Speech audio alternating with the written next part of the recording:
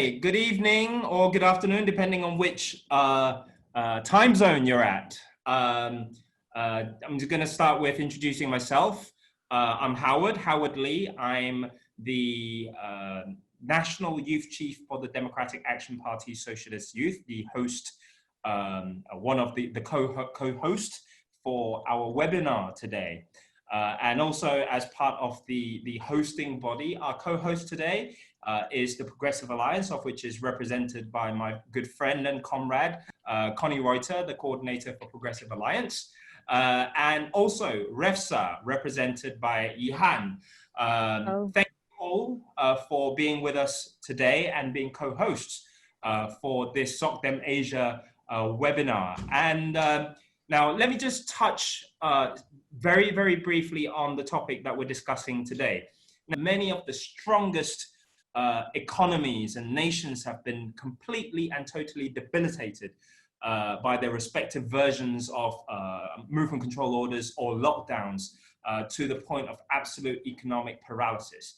Now, we are witnessing the biggest and the most powerful of economies out there brought to complete standstill by this pandemic. And I would hasten to add, yet to be known lethal. Essentially, what we're here to discuss on this morning, this afternoon, or this evening is what are the potential solutions? How are we going to face it? How are we going to overcome, if we're going to be able to overcome? And today we have essentially the biggest, bestest, brightest of minds with us today to talk about. Besides the panelists, we have over 150 registered participants, my own Malaysia, from the Philippines, Nepal, we've got India, Indonesia, Maldives, Singapore, Timor-Leste, Japan, Ireland, the United States, Belgium, Australia, and Vietnam. For the opening speaker, who's also the host representative for this evening, is Comrade Teo Ni Ching, who's the International Secretary of the Democratic Action Party Malaysia. And she was also the former Deputy Minister for Education, hopefully. Thank you, Howard, dear panelists, and also all the attendees, all the participants of this webinar. Good morning, good afternoon, and also good evening to all of you. Thank you for joining us today. I believe that more and more participants will be joining us perhaps at the later session. On behalf of the AP, I would like to record my gratitude towards SocDem Asia and also Progressive Alliance for giving us this opportunity to work together and to host this webinar. I think the aim of this webinar is very simple. We aim to discuss the impact of the recession on the global economy and the necessary steps that should be taken to salvage the global economy from a likely recession, and in the progress, make it more democratic and responsive to the rights of the workers, the poor, and the marginal sectors of the society. Over here in Malaysia, every day we hear about news about factory closing down, hotels seeking new owners, people losing their jobs. And I think at this moment in Malaysia, and I believe perhaps in many countries as well, we also don't have a gender assessment over the impact of COVID-19 over the impact over women, especially the women workers, the female labor participation force. But we believe that this is something that very, very unprecedented, and then it could be very, very challenging. And therefore, I think the aim of this discussion is so that we can sit together, have a policy discussion, and come up with ideas that hopefully would be relevant and also useful to all the participants and also to all the countries across a region. Hopefully, we will have something useful and practical to them. I think for our concern would be the rights of the workers, the poor, and also the already marginalized sectors of the society. We must make sure that education right, their employment right, and etc. And the social security is actually being well protected. And then therefore we are very pleased the opportunity to ask many questions to all the distinguished panelists. I believe that they would have brilliant answers for you. Thank you. Over to you, Howard.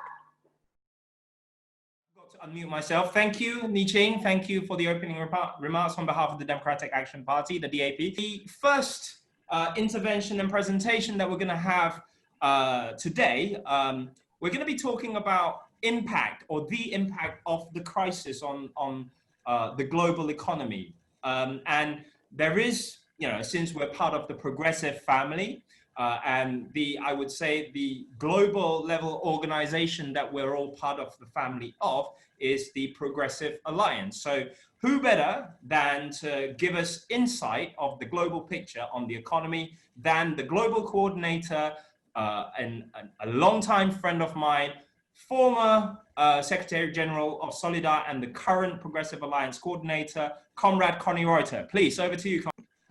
Good to see so many friends. I will not say old because probably I'm the oldest here in this panel for the moment being, but long-standing. The good wording is long-standing. And today is a very particular day. I would say it is my Asian day because just an hour and a half before we finished a conference with Dr. Giri, which many of you know, in India, which was also on the question of COVID and the impact of this crisis. So this is why I call it today my Asian day, yesterday. I think it's important that, well, after all this time of confinement, we use at least the technology to start the debate on the global level and leave the national level, because for the moment being, what we have been seeing, most of the replies on the effects of the crisis have been well run at the national level. There's also some kind of, let's say, soft nationalism coming back, considering that the best answer can be given on a national level.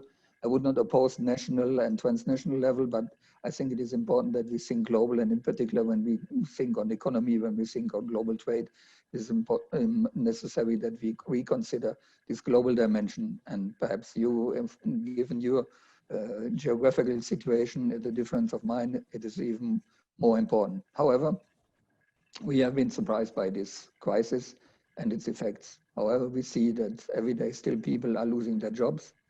The last ILO statistic gave a figure of, which was really impressive, of 2.7 billion jobs that were concerned by the effects of the crisis, of 3.3 at the total. So to see what is everybody is concerned in a way, some more in a drastic way, others in a less drastic way, but we know that a lot of existence of businesses and employment are really under threat, and we have parts of the world. The crisis always is considered being also as an opportunity. Well, this is an old wording, this is repeated many times, but perhaps as social democrats, socialists, progressives, we should use the opportunity really to seize what we call a progressive momentum. Because this crisis time is perhaps the opportunity to rethink a lot of things which are not always given. We know that we have for a long time, we had discussions on whether GDP should be the only economic indicator or whether there are any other indicators. And we see now that with this health crisis, which is much more than a health crisis, we see that the indicators for well-being of a society are much more than only the growth rate. We see that for a long time in all over the world, the question of health has been considered being an element of the market and not as a public good.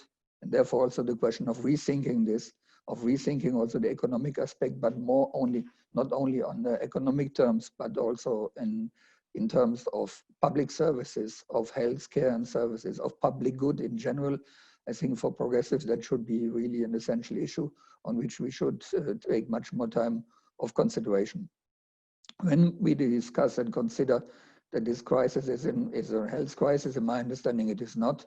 We know on the economic impact, but we know also on the social impact, in particular on the loss of jobs, on the loss of employment, all kinds of jobs, not only in the formal economy, but very much also in the so-called informal economy, starting with the street vendors who have no more place where to sell something or no more clients to sell to.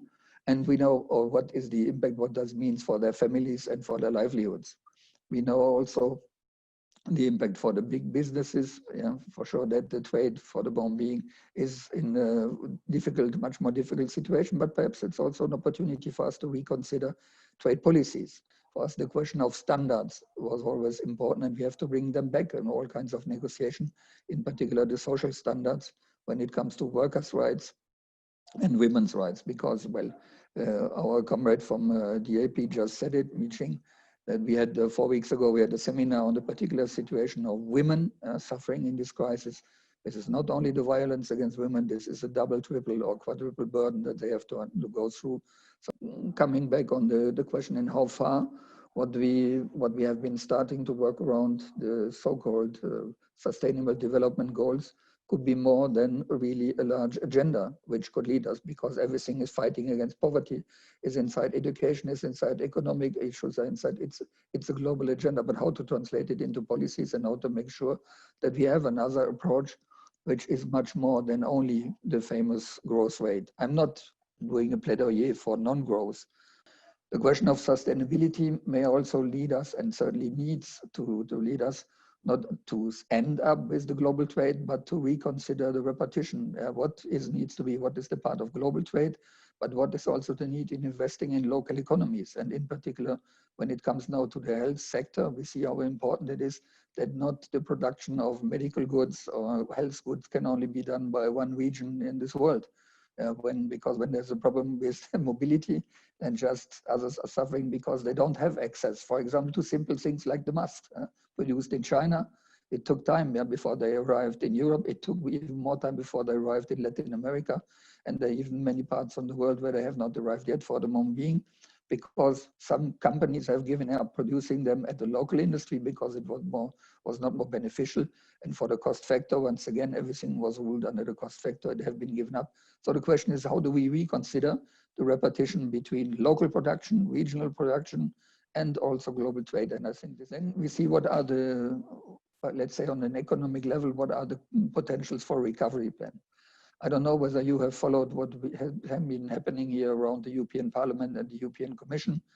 There was an initiative of the French and German government, very much pushed by our social democratic comrades in the German government, of a huge investment program, recovery program, which was started with a reflection of 500 billion, and which we are speaking now about 750 billion. Well, this is an excellent initiative, but it should not be beneficiary only for Europe. And this is always, as a European, I can say it, this is always the question that from a European point of view, trade is seen in the interest of Europe and the European countries, and sometimes at the detriment of the partners. We see it because we have seen that after 2008, the financial crisis, we thought that this would be also opening an era for social democratic and progressive ideas and governments, and really a change in policies. And in the end, it was the neoliberal recipients who have led to the crisis, which were the recipients to get out of the crisis.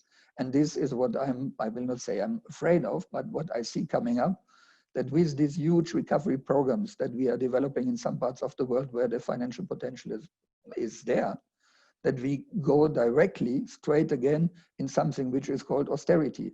And austerity will mean, again, to reduce public expenditure, and reducing public expenditure will mean, again, to get to reduction in health and care services, in education and other matters. So we would not have made progress. So the question is, what can we do of rethinking this, and also of thinking where are the places where we can really make the policy change. We also need to reconsider the question of taxes. There was a huge movement, you remember, on the FTT. Some say we have an FTT. I must say I haven't seen it, but let's say the financing or the generating income through taxing of financial speculation is still on the agenda. And we also have to discuss and come back, which was a huge, well, sorry to say, I'm not a senior here, but it's not new. But we always have been defending the question, also the eradication of debts. For those who remember a famous German chancellor, which was my political ideal, Willy Brandt, when he was head of the North-South Commission already, he made a big pledge for the eradication of debt. We had also very popular movements 20 years ago with Bono from U2. You remember big concerts all around the world on debt eradication and the white band. And now where is it? It has disappeared. But it is very clear that the debt eradication for countries is necessary, if not only the rich will have a way out of this crisis, and it is dramatic, and we will not have more equality also amongst the countries and the continents. So I think. Thank you. Interesting, insightful as ever. We've talked about confinement, crisis momentum, departure of the GDP-only paradigm, switching over to a well-being-led thinking, where we want to think about healthcare as a public good and no longer just a commodity. The China and US championship for multilateralism being a reversal now. So, I mean, there are a few questions that has been, so I'm going to go straight on to our next presenter, former Deputy Minister for International Trade, member of the Central Executive Committee of the Democratic Action Party, and a good friend of mine, Dr. Ong Kian Ming, who will be speaking to us about the impact on Malaysia's economy. Kian Ming. Hello to all the panelists, to Howard, to Connie, to Li Ching, to Professor Jomo, to Yihan.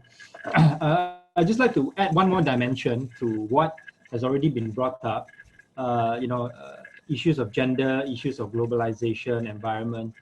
I think one thing which puts Malaysia at a unique situation is that we are not only dealing with the challenges, the economic challenges of this COVID crisis, but we are also in the midst of a political crisis as well. And this touches on important issues of transparency and democracy within the midst of this global pandemic. So this is something that will be quite interesting for us to look at, to see how a country that is in the midst of political challenges, so to speak, is dealing with the economic challenges of this COVID crisis. I prepared some slides. I'm just going to talk about some high-level economic indicators. Yes, I will use GDP, but there are other important indicators as well. Then I'll briefly explain the government policy response to this COVID crisis. I'll talk about what could have been done better, and then just offer some thoughts on how to move forward, not just for Malaysia, but perhaps as something that we can show to other countries, and perhaps also to learn from other countries as well. Economic indicators, yes, we talked about GDP. I think it's not the best measure, but it's one of the measures that we have in terms of economic activity. And in the first quarter of 2020, GDP growth in Malaysia was 0.7%. The lowest it's been since the 2008 financial crisis. But I think we are a little bit fortunate compared to other countries, perhaps in the region and around the world, in the sense that we're still in positive territory. We're likely to go into, we're almost 100% going to go into negative territory in quarter 2, likely quarter 3 as well. And for the year as a whole, I think we'll be similar to many other countries in the sense that we'll experience a recession. We don't know what the numbers are yet in terms of how big the GDP contraction will be, but definitely it will be something that will be felt by the man on the street. The inflation rate was actually, can we go back to the previous slide? The inflation rate was actually negative 2.9% in April. It should be April 2020, not 2019. And this is driven mostly by reduction in the oil price, the price of oil and the price of transportation. Of course, when inflation is low, this is, I think, good for especially the lower income folks in this country, because you won't have the issue of increase in prices and also stagnating wages, stagflation kind of situation. But of course, the flip side is that when you have a situation where prices are going down, on a sustained manner, the issue of deflation comes up as well. But my sense is that deflationary pressure should remain relatively low in Malaysia. I think this is a one-off situation whereby the oil price really tanked, and we've seen the oil price creeping up again, and I think inflation will go back to between probably 1 to 2% in the next couple of months. Next. The other thing I want to highlight is the performance of the ringgit. The ringgit fell from about 4.2 ringgit to $1 to about 4.45 ringgit to $1. The low point was in end of March 2020, but now it has risen a little bit back up. not necessarily because of what's happening in Malaysia, but more so because of what's happening in the US. And you can see that the ringgit is tracking quite closely what's happening to some of the other currencies in the region, including the Singapore dollar as well as the Thai baht. The exchange rate is important because if you have a situation whereby the emerging market currencies fall significantly, like what happened during the 1998 crisis, Asian financial crisis, then you'll have the issues of financial stability, imported inflation, and run on the banks and other financial challenges that we'll have to deal with on top of the COVID crisis. So the fact that the ringgit is relatively stable, I think is a good sign, something that shows that the economy is managing relatively well given the circumstances. Right, next. So we can see even the international reserves for the central bank, Bank Negara Malaysia is relatively stable. We have about slightly over 100 billion in reserves, enough to cover about 7.5 months of retained imports. And this has been a stable situation for the past couple of years. And I think this is to highlight the importance of the independence of institutions. Bank Negara has traditionally been one of the more independent institutions in Malaysia. So even when in the past, when we had trouble under the previous two, this is before the 14th general election, when we had Prime Minister Najib in power and there were a lot of shenanigans going around in the country. The Bank Negara was still relatively well run, and I think it's important under these challenging circumstances, both economically and politically, that we have a relatively independent central bank to keep things stable. So, those are the headline figures. I think relatively speaking, we are doing okay on the surface level. And then the next thing I want to talk about is the government response. Next.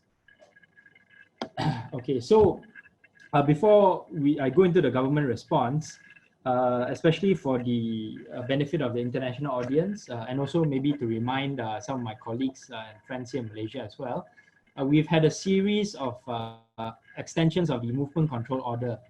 It may seem like some time ago, but it was actually just in March that we first had a lockdown in Malaysia. The first lockdown period was from the 18th to the 31st of March, and then it was extended from the 1st of April to the 14th of April, and then another extension from the 15th of April to the 28th of April. And then the fourth MCO was from the 29th of April to the 3rd of May. We had a slight lifting of the movement control order of the lockdown on the 4th of May, where it was changed into a conditional MCO, and people could go out more easily. We could exercise outdoors and do more activities outdoors. Restaurants were allowed to be opened with certain social distancing measures and whatnot. So, we are almost at the end of this conditional MCO. It ends on the 9th of June, which is next Tuesday. And we are waiting to see what the Prime Minister is going to say, whether he's going to extend it or lift it. Probably going to lift many more restrictions after the 9th of June. I'm going to talk about some of the stimulus packages. When we were government, we did announce a stimulus package at the end of February before the lockdown. And the new government also continued to announce a stimulus package. I think by and large, there are good elements to it. But of course, much more could have been done. The government introduced a wage subsidy program, 600 ringgit per month for 3 months for many of the SMEs that were suffering the most under this lockdown. The condition is that if you take this money, you take this wage subsidy, you cannot retrench any workers for a period of 6 months. Of course, this doesn't stop SMEs who really cannot operate and function normally during the MCO from firing workers, retrenching workers, and not taking up this wage subsidy program. So they rather fire workers rather than to take this subsidy of 600 ringgit, because many of them probably thought that it wasn't enough. Another program that was launched by the government is this employee retention program, whereby if a company forces a worker to take no pay leave for a period of time, this program actually offers 600 ringgit per worker for a period between 1 to 6 months, depending on how long this worker has been put on this no pay leave program. There were also cash transfers, 1,600 ringgit or about $400 to B40 households, 1,000 ringgit, not 100 ringgit, to M40 households, and then 800 ringgit for individuals earning less than 2,000 ringgit, 500 ringgit for individuals earning between 2,000 to 4,000 ringgit, and then also a one-off 200 ringgit payment for students studying in institutions of higher learning. There were loan payment moratoriums for 6 months for car loans and housing loans. And then finally, there was this total package comprised of cash injections of approximately 25 billion ringgit from the government. So I think there are good things that were in this stimulus package. Next. And then because many SMEs complained that not enough was being done to help them, the wage subsidy program was increased and enhanced to 1,200 ringgit per month for SMEs with less than 76 employees, and then for those between 76 to 200 employees, 800 ringgit, and then the rest remains at 600 ringgit, capped at 200 applications for companies with more than 200 employees. Special grant of 3,000 ringgit for micro enterprises, and then additional tax deductions, low interest rates, from 0% from our National Savings Bank, and then also a decrease in the foreign workers levy. So additional help that was offered by the government. But next, there were, I think, a couple of things which could have been done better. I think in the haste to announce the lockdown, and I think this is something that not just Malaysia faces, but a lot of countries as well, that there were no proper SOPs developed, and basically this is the role of government in terms of if, let's say, you want to have a proper lockdown, you need to have proper SOPs in place so that the essential industries still can continue to operate, especially for the manufacturing sector, and then also for some of the essential food and agriculture sector. So, for example, the website for applications, crashed for 2 days, and my former ministry, the Ministry of International Trade and Industry, they had to spend quite a lot of days, getting up to speed on these website applications. And then, conversely, there was also a rush to reopen in early May without proper SOPs, and this led to a lot of confusion among businesses and also disagreements between the federal and state governments. And I think this is where, again, the democratic deficit played a part, because many of some of the states were in opposition control. So the federal government did not seem so keen to engage with the state governments. And because of this confusion, many of the state governments did not want to open up as fast as what the federal government wanted. So this was also something that caused quite a lot of confusion among the larger public and businesses. The third thing that I want to emphasize is the fact that Parliament has not had effective sitting since last December. We had sort of like a special sitting on the 18th of May where we had the King's speech, but there was no debate after that, and definitely no attempt to table any bills. This is in stark contrast to many democracies, and in fact many other countries in Asia Pacific that table special bills, special legislation to address this COVID crisis. So for example, for neighbors down south, Singapore introduced a COVID relief bill in early April. In Malaysia, we're still collecting input for this, and this bill will likely only be tabled in July and discussed and debated in Parliament in July and August, and probably presented and implemented only in September. And this is 6 months after the lockdown. By the time this bill is passed, most of the businesses that needed relief, needed help, would have shut down already. So this is something that I think emphasizes the need for transparency and democratic practices during this crisis. And then lastly, help to SMEs came too little, too late. And I think we'll see many more retail shops and other businesses close down within the next 6 months. Next, I'm almost done already. This is just announced today, economic recovery plan on the 5th of June today. The wage subsidy program has been extended for 3 months for businesses which will not be allowed to operate or operate at full capacity after, I think, the lockdown is lifted on the 9th of June. There are some incentives to hire those without jobs, which I think is a good start. 800 ringgit per month for those below 40 years of age, and then 1,000 ringgit per month for those less able in our community. And there are certain programs to address some of the more affected sectors, including tourism. And then from a public transport perspective, the monthly pass that our government introduced, which was set at 100 ringgit, now has been reduced to 30 ringgit, which is, I think, something that's good. Various digitalization initiatives, and we can talk about that later as well, with grants and loans have been also announced today. Okay, next, moving forward, and this will be my last slide. I think there really needs to be a targeted sectoral approach needed to revive the economy. Of course, you know, this is where I think the new normal under the COVID crisis requires actually government intervention or government discussion, not just at the national level, big picture level, but also at the very sort of like a segmented and sectoral kind of approach. And this is something that we often, when we talk about very big topics, we forget that each sector has been affected differently. So we really need to have a more customized approach to reviving the economy. Second issue is greater transparency and scrutiny on existing and upcoming initiatives. Billions of ringgit have been announced and spent by this government. And I think any government with this kind of spending under this COVID crisis will require scrutiny from the legislative. It's not just applies to Malaysia, but also for other countries as well. And then finally, we need to have all of society approach, all of government approach, which requires greater coordination between the relevant stakeholders listed down there: employers, employees, government, unions, NGOs, and civil society, business association. So this will lead to more focused responses and initiatives from all of society. And I think this is part and parcel of how we can help each other get back to our feet much more quickly. That's all. Thank you very much for inviting me to speak. Thanks, Kian-Ming.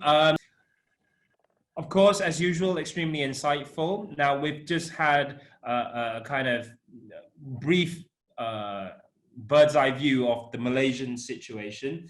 Now, the next topic that we're going to be talking about is essentially exposure of the regional economy by the COVID crisis. Now, the speaker who are going to be sharing insights with us on this particular topic, Professor Jomakwame Sundram, is the research advisor of Khazanah Research Institute, and he's also the visiting fellow at the Initiative for Policy Dialogue for the Columbia University. Please, over to you, Prof. Thank you very much, Howard. I hope you can hear me. Let me first thank you for this kind invitation to participate in today's discussion. I think, firstly, I think it's very important for us looking at the region to recognize that much of the region did not have lockdowns. And the main reason they did not have lockdowns, and we're talking basically about not only Korea and Japan and Taiwan, but also Vietnam and so on. What they basically undertook was early preemptive measures, early precautionary measures. So you basically avoided a lockdown by early action. And this, I think, is a real tragedy, particularly in the West, where almost everybody talks about a lockdown, and they talk about a lockdown in China. In fact, the lockdown in China only happened in the 3 provinces around the Wuhan city. And it's important for us to recognize that in the rest of China, there were no lockdowns. There were a lot of precautionary measures which were taken, but it did not kill the economy. It did not slow down the economy. And this, I think, is extremely important. Why I think that Northeast Asia will come out of this crisis probably much better than other parts of the world. And this, I think, poses special challenges which we should consider. The second point, I think, and this I'm taking up Kian-Ming's challenge, you know, what did the PH government do which could have been better? I think it's very important to recognize that the PH government did not really do very much in terms of implementing its own manifesto. There are a number of reasons why this was the case, but I want to particularly emphasize its failure to significantly increase public health expenditure. And this, I think, was part of the reason why the Ministry of Health was unable to scale up the preventive response. As early as the 3rd or the 4th of January, already announcing its capacity for testing and so on. And we had the unfortunate distinction of having that capacity because we've gone through avian flu, we've gone through Nipah virus and so on and so forth. So that capacity actually already existed. But that capacity could not be scaled up because of lack of funding. And it was very important that that funding came through. There was not enough of a sense of urgency in terms of recognizing that this was a huge challenge for the country, and particularly for the Ministry of Health at that time. Part of the reason Malaysia arguably needed a lockdown when it did have a lockdown was precisely because those 3 weeks were lost. I think we have another problem which Malaysians unfortunately have been in denial about, and that is the problem of migrant workers, which I would argue is possibly even more dangerous than the situation which has exploded in Singapore, which forced Singapore to have its lockdown. Singapore was doing pretty well until they realized that they realized that there was a huge resurgence of the virus epidemic, particularly among migrant workers and those in contact with migrant workers in old folks' homes and so on and so forth. In Malaysia, the problem is more serious because arguably about 2/3 of migrant workers are not even documented to come forward. So we are going to see a problem which we have driven underground by this kind of thing. And this is not conducive to getting over the problem. We have to deal with the problem, take the bull by its horns and deal with this issue head on. The fourth issue really is, I think it is wrong and misleading to describe the measures announced today or the measures announced in March as stimulus measures. They have done very little to stimulate the economy. They are essentially relief measures. And I'm not putting them down. Relief measures are absolutely necessary, and there are a number of problems with the relief measures. For example, why should there be an income tax break for people who spend money on tourism? And it's not even specified that the tourism has to be within the country. You know, there's going to be efforts to try to keep alive industries, activities which have no hope of coming back in a post-COVID situation. You really need to recognize that there is no going back to business as usual. We have to recognize that we have to try to shape the new normal. That it's not as if there's a certain given new normal. You have to shape the new normal. You have to begin to identify the economic activities, the industrial, the investments which are necessary to try to shape that. So there is a tremendous opportunity to move to renewables, that it will generate growth, it will generate new jobs and so on and so forth. And there are a number of other industries and other activities, including care services, which will obviously need to increase given the greater recognition of the public health challenges which we face. So I think as Connie Reuter reminded us, you know, or the Chinese word for crisis reminds us, there is danger, but there's also opportunity. And we need to recognize that we have to deal with this danger, but we have to recognize the opportunities for transition, opportunities for progressive structural transformation, which are there. The next point I think I've already hinted at earlier is that the bottom third of the population has largely been ignored. A bottom third of the population were largely ignored by the announcements in March. And by the bottom third, I'm largely referring to people who are competing with the foreign workers for 3D jobs, who get the lowest salaries, who are casualized, who are informalized, who are not unionized, have the minimal sort of social protection, if any, beyond the BSH kinds of handouts.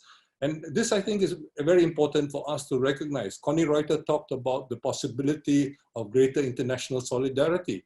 But you look at all the discussions about UBI, about universal basic incomes, for example. I'm not a great proponent of universal basic income, but when do any of the proposals are truly universal? They're really talking about national projects, national basic income projects. So we really need to begin to think, if we are serious about this, what international solidarity means in this day and age. I agree with Connie that the late Willy Brandt was very, very important in moving the agenda forward. Heidemarie Witzorek-Zoel from Germany was also very important in trying to reopen the issues at the beginning of this century. But we need to go far, far beyond that. And unfortunately, I cannot say that there has been great leadership in this regard from the social democratic icons in the world. What we do find, however, is some very, very interesting new efforts. For example, what has happened in Kerala in southwest India is very, very interesting. There's much which we can learn, and how they have dealt with some of the neglected communities which I talked about. What has happened in Argentina is also very, very interesting, where they have basically united the nation around the question of the debt problem and try to address that together as a nation, not on a partisan basis, not on the basis of the ruling party alone, but try to unite the nation. This is essential. If we are not serious about this, we cannot have an effective whole of government approach. You cannot have an all of society approach. These are essential preconditions if we are going to try to address these kinds of issues.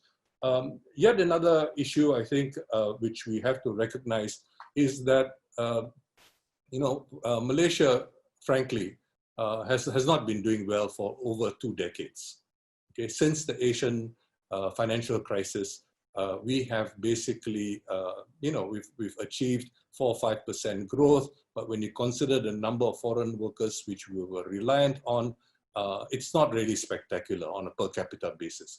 So when we recognize that and there has been tremendous deindustrialization which has been taking place, and many of the services jobs which have been created, I mean, forget for the moment the digital economy and the gig stuff which is happening, which is important, but it really is a small minority of the services. The vast majority of service jobs which have been created, unfortunately, have been in traditional services and not in modern services, let alone the forward-looking services which need to be expanded for the future.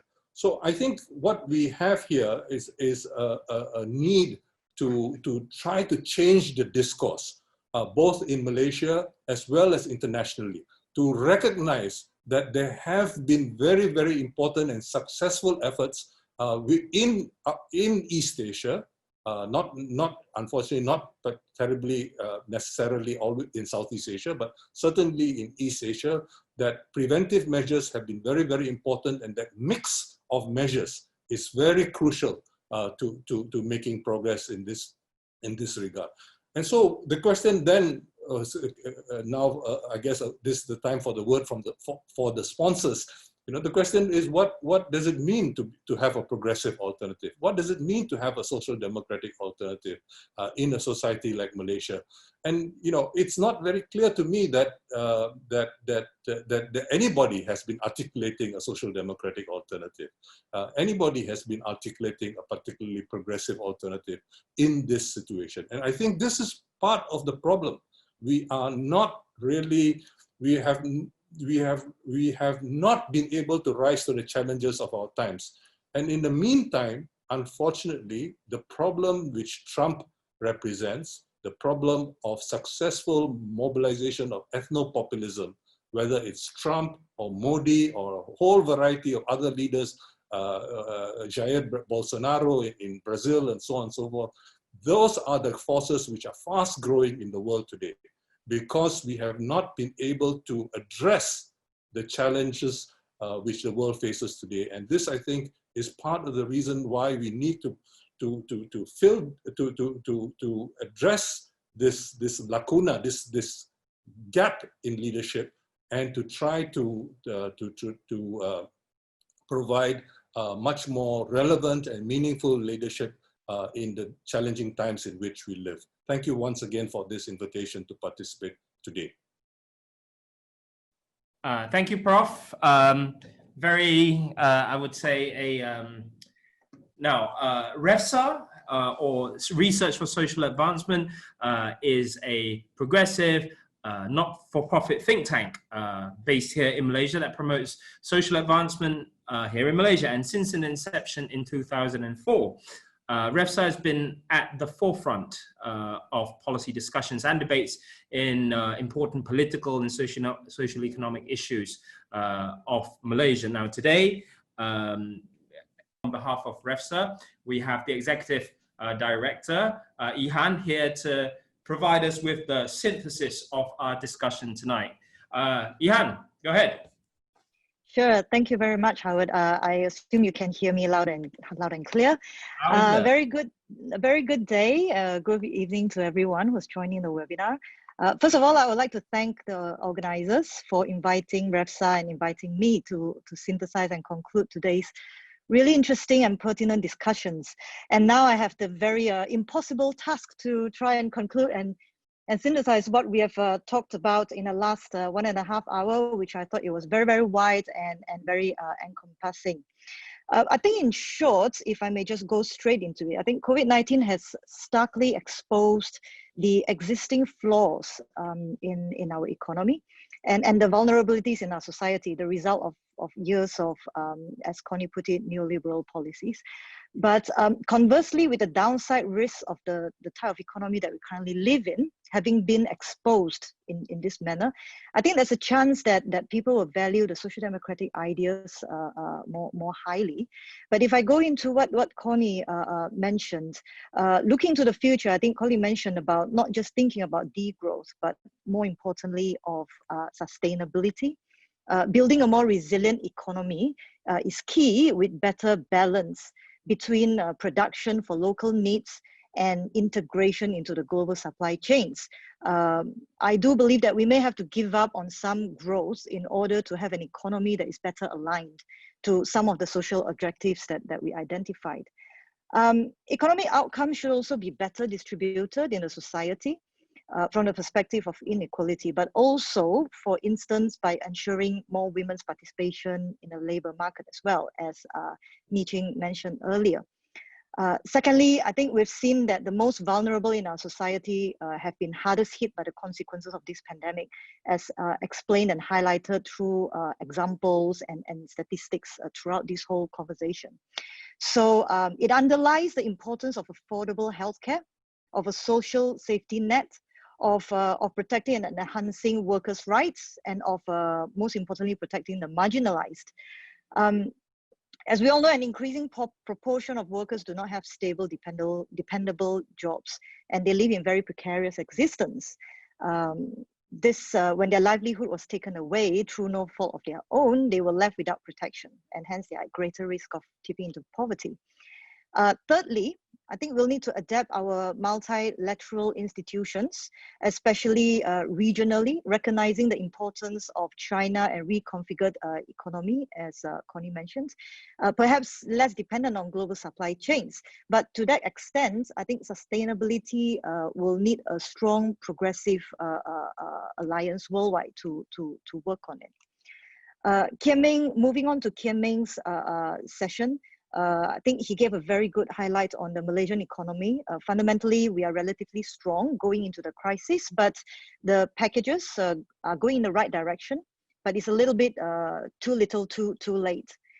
Some risks in relatively unmanaged reopening of the economy, for example, lack of the SOPs, but should be manageable. Kian-Ming also mentioned about sectoral approach required for helping the economy, because some sectors are harder hit than others. Now, if I may add, perhaps we should also push a little bit further and think about targeting not just the sectors that have suffered, but also being more proactive and look for new growth sectors, as Prof. Jomo has mentioned, and in fact, put in place a comprehensive industrial policy. This requires extensive investment, of course, in projects with uncertain outcomes, and to a large extent, the state may have a very key role to play, not just as an insurer of a last resort for citizens through a comprehensive fit-for-purpose social safety net, ensuring that no one is left behind, but also as an innovator and an active participant. So perhaps it should think about putting in place a policy that promotes and supports industrial sectors that it deems necessary from a societal perspective. So when we talk about, say, care economy, medical supplies, and things like that, how do we spur growth in these sectors?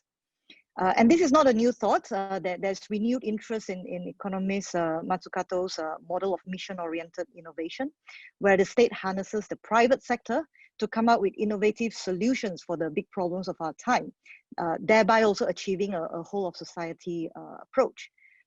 Prof. Jomo, if I may move to your session, I think you mentioned that the early action in the Northeast Asian countries has avoided the tough lockdowns, and as a result, economies have suffered less and will bounce back faster. But this will also affect the balance in the region and will have to be dealt with when revisiting the multilateral policies. You stress a lot on the topic on migrant workers, which we think certainly needs a lot of greater discussion, because it's also form a hidden danger of resurgence of the pandemic. I think the need to deal with migrant workers is both from the pragmatic perspective, i.e. controlling the diseases, and also for the economic consequences of having such a large reservoir of cheap labor, on top of the fact that they affect the bottom third of the population as well. In Malaysia, for example, competing for the same jobs. And I could imagine the same as well for other countries like in Singapore. We need to deal with the conditions that generate so much demand for these foreign workers, and especially the undocumented workers. Some proposals that we talked about here were things like declaring amnesty, providing costs to cover testing fees. Basically, regularizing the situation is very important. Lastly, I think Prof. Jomo also mentioned that government measures in Malaysia so far are not stimulus, but also more a relief measure. And one caution that you brought out is that some sectors will not make it back to pre-crisis level. Hence, we should work to build up future growth sectors, such as renewable energy. And as I mentioned earlier, if the state can be more involved in this and taking on some of the risks that perhaps the private sector could not take on in places like agricultural, food, and the care sector. This would also factor into a resilient and sustainable economy. Last, we also talk about identifying what are the public goods and avoiding privatization of these goods, using the example of the COVID-19 vaccine, because they give benefit to a lot. They benefit a lot from public investment, and hence should be considered as a public good. Lastly, we talked about solidarity needs to be looked at from an international perspective, not just nationally. And looking forward, we can conclude that we need to ensure that there's a solid thought through social democratic and multilateral alternative to the other trends that we are seeing in the world today, such as towards more nationalism.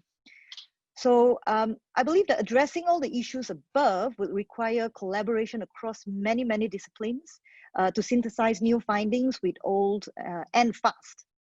We will all probably agree that and have realized that in more than one way, the impact of the last few months will stay with us for many, many more years, many, many months to come. Hence, it presents a great opportunity for progressive ideas to be explored, because at the moment, there's no normal per se. We are actually in a new normal territory on how to make society more livable and more sustainable. So Howard, if I may summarize and end with in a thought for everyone to share, is that the end goal of all this should be an increase in the prosperity shared by all in the society. So thank you very much, and back to you.